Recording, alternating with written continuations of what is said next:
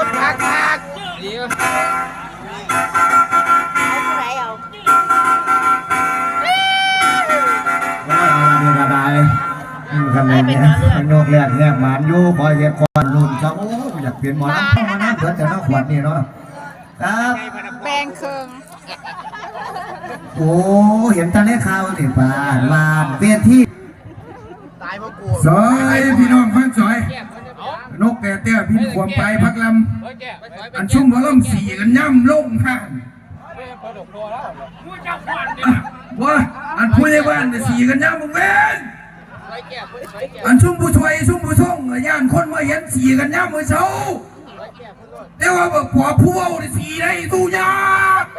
อันนี้ก็ซอยเป็นไงลูกมันเป็นอะไรหัวกินข้าววะขอบคุณครับสวยแก่อันนี้ลูกชายหัวเลยพ่อเผาแล้วสวยวนบัดเนี่ยสิพ่อสวยอยู่ได้หลังได้ทำเพื่อนว่าอัตตาหีอัตโนนาโถหีโตโนเป็นที่เพื่อนเขาขอคอยเสียกันนี่กับว่าสวยในทำทีนี้โอ้เอาชวดในหมอสวยนะครับทั้งสันหลัว